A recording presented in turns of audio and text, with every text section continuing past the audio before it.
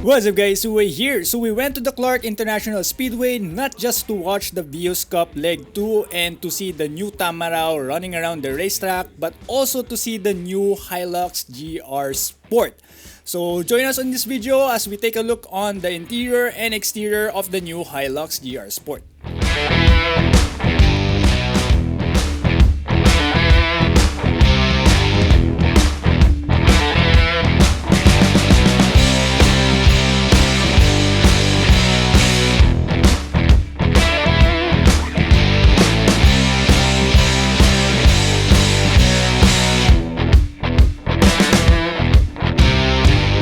What's up guys, Uwe here. So nandito na ngayon sa Clark International Speedway and nilaunch na nila or in-unveil na nila yung Toyota Hilux GRS, yung bago ano. So ito na yung itsura niya, tulad nung nilabas sa Africa, yung GR Sport nila. So yeah, quick look around sa exterior. Makikita natin na bago na yung grille niya.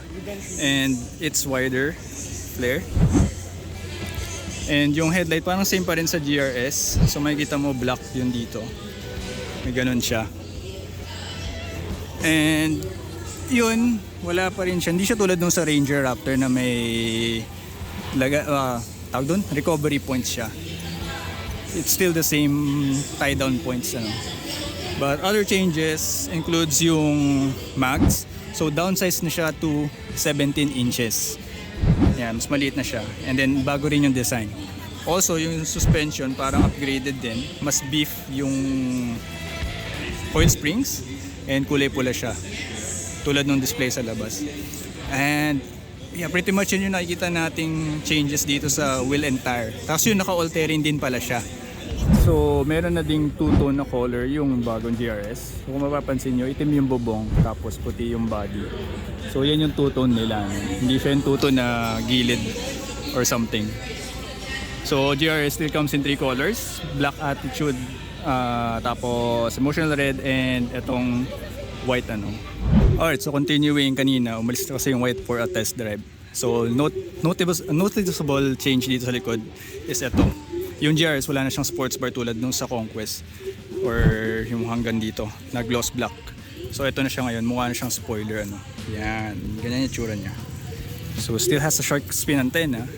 And then dito naman sa baba, monotube pa rin na shocks. And of course, ito yung isang biggest change is yung caliper. So hindi na siya drum brake tulad ng luma, naka-disc na siya. So isa ko pa ipo-point dito, shock mount niya nandito sa labas, hindi tulad nung dati na nasa loob, tulad nung sa Conquest ano. Ayan.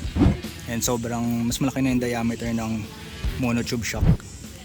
So dito naman tayo sa likod. Pinaka noticeable change dito is this one. So mayroon na siya ditong parang cross member something of some sort, pero wala siyang lagayan ng tow hitch or ng tow hook. Ganyan lang siya. Yan. So yun yung suspension KYB monotube. And yan yung caliper mula sa likod. So yan guys, caliper na siya. And also yung spare mo hindi na siya steelist, hindi lang makita pero hindi na steelist yung spare.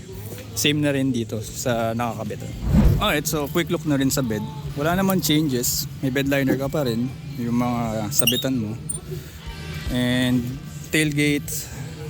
Yan, mas malinis. Wala siya dito nung tulad sa Conquest. Tailgate assist pero wala siyang dampers. Ano. Same pa rin. Ito lang talaga nagbago. And then for the suspension, it's still the same, double wishbone up front and lip spring at the back, but with monotube shocks all around. And Toyota did mention that they improved the suspension, so we're expecting it to be more comfortable, less tag-tag, and feels more like a sport truck rather than a utilitarian truck. So yeah, that's pretty much the big changes dito sa exterior. New wheel and tire setup. Naka-disc na yung likod, and syempre over fenders, new front grille. Sa likod wala masyado except dito sa kanyang sports bar or yung spoiler, bed spoiler. Yan. So try natin silipin yung looban. Alright, so quick look sa loob. So nagbago, itong yung mga panel trims na to. So parang carbon design, pero mas prefer ko pa rin yung nasa Conquest. And yung head unit, hindi na siya yung naka-umbok. So nakalubog na siya. And mas malaki yung screen. Ano. And then also, notable, isa pang pinakadinagdag niya is may wireless charger na siya. Ayan. And then seats are leather and fabric. And red seat belts. Of course, GR na seats. And that's pretty much yung changes sa loob ng bagong GRS. Ano. So, you still get a GR steering wheel na may GR logo sa baba. And yeah, yun lang. Yun lang talaga yung malaking difference. Yung head unit tsaka yung wireless charging mo sa baba. Ano. Yun. So, tingnan naman natin yung sa likod. Almost the same. So, meron pa rin yung rear aircon vent. And leather and suede. So, yung fabric yung gitna. Tapos leather yung gilid. And yeah, black na headliner. And that's pretty much it. Wala ka pa rin saksakan dito sa likod. Rear aircon vents pa lang. And of course, you still have your 8-way power adjust driver seat, leather wrapped steering wheel with paddle shifters, sport pedals, and of course your Toyota Safety Sense that has a pre-collision system, lane departure alert, adaptive cruise control, blind spot monitor, and rear cross traffic alert. And of course your 360 camera. So those are the changes sa interior ng bagong GRS. And one of the biggest changes or updates for the all-new Hilux GRS is its engine. Yes, it's still the same 2.8-liter 1GD engine, but it now outputs 224 horsepower and 550 Newton meters of torque. So that's it for the quick look around of the all-new Hilux GRS. So Toyota has already unveiled their asking price. So the 2.8 GRS 4x4 automatic has a price tag of 2,166,000 pesos. While the emotional red and the two-tone, yung puti at itim yung bubong na nakita nyo kanina, is priced at 2,186,000 pesos.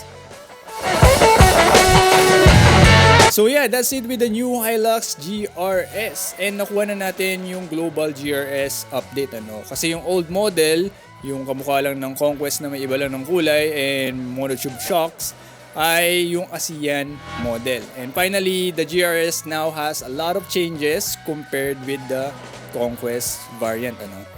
So yeah, abangan na lang din natin for more specs, especially yung infotainment, kung meron na ba siyang wireless Apple CarPlay kasi merong wireless charger. So it makes sense kung meron din siyang wireless Apple CarPlay, di ba? So yeah, stay tuned na lang kasi yung mga ibang variants din ng Hilux will also get an update. So kung nakikita nyo sa Facebook, meron ng G variant na Conquest look na siya.